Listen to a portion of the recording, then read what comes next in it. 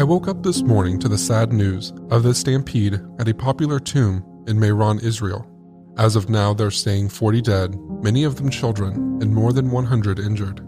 They were there for an annual pilgrimage to the tomb of a 2nd century teacher, Rabbi Shimon bar Yochai. This small mountain compound is full of cramped stone stairs and hallways with smooth stone and metal floors, and each year more than 100,000 visitors pile into it.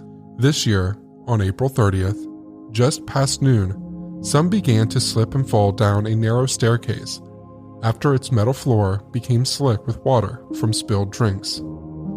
As people near the top fell, those who followed did the same, and so this catastrophe unfolded under unbelievable amounts of pressure applied by human bodies alone.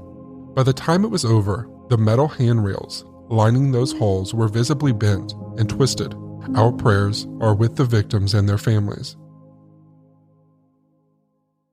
The sobering thought of this tragedy brought my mind into a similar event I'd learned of in a remote northern Michigan town while visiting a few years ago. I was leaving a local bar, which just happens to boast the largest Tiffany stained glass bar canopy east of the Rocky Mountains. All the dark trim and woodwork in this bar dates to the 1890s and the legendary copper boom unrivaled in human history before or since. On my way out of Chutes, I noticed a freestanding stone arch gateway a few lots away, the kind typical of these old buildings, but minus the building. The stone is red, and a cornerstone dated 1908 is anchored in the bottom left corner.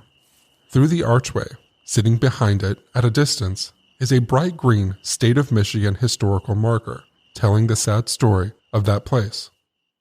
The building was demolished in 1984, but within it, just 5 years after its construction, an even deadlier stampede than the one in Mehran took place, though the total occupancy was only 400. The town of Calumet was once the jewel of the American copper boom.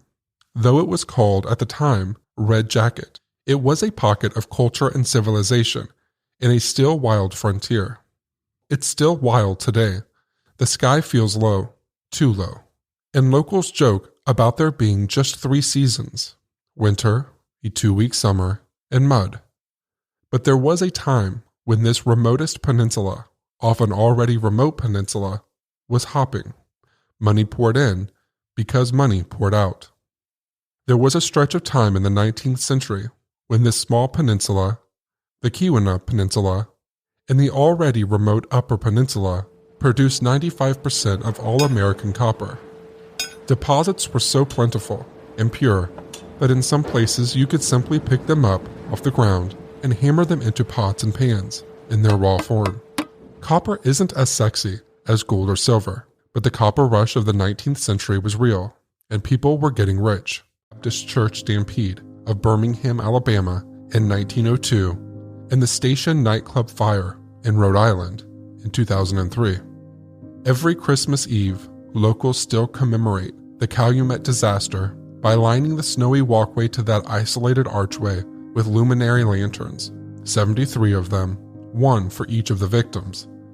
I'd encourage you to look up an image of this online.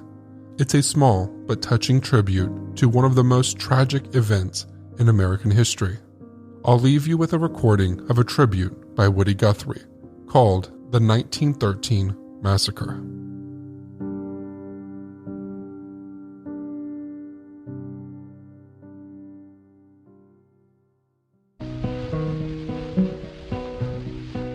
Take a trip with me in 1913 to Calumet, Michigan in the copper country.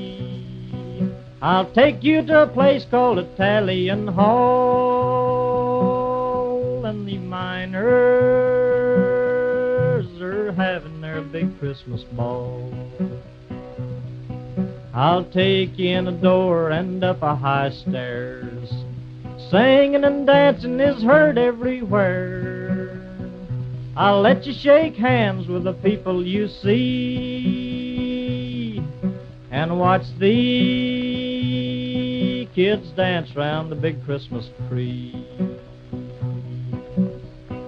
You ask about work and you ask about pay. They'll tell you they make less than $1 a day. Working their copper claim, risking their lives. So it's fun to spend Christmas with children and wives. There's talking and laughing and songs in the air, and the spirit of Christmas is there everywhere. Before you know it, you're friends with us all, and you're dancing around and around in the hall. Well, a little girl sits down by the Christmas tree lights to play the piano, so you gotta keep quiet. Hear all this fun, you would not realize that the copper boss thug men are milling outside. The copper boss thugs stuck their heads in the door. One of them yelled and he screamed, "There's a fire." A lady, she hollered, "There's no such a thing. Keep on with your party, there's no such a thing." A few people rushed and it's only a few. It's just the thugs and the scabs fooling you. A man grabbed his daughter and he carried her down, but the thugs held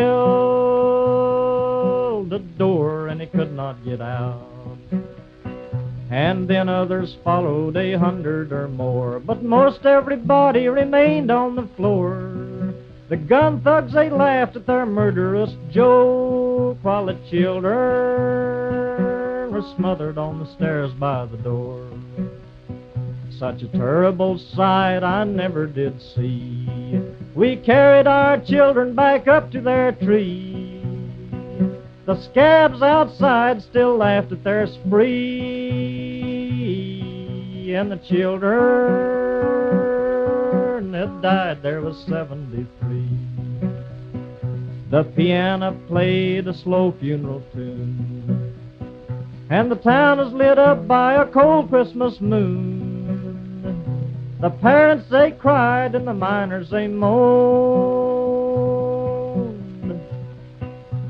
See what your greed for money has done.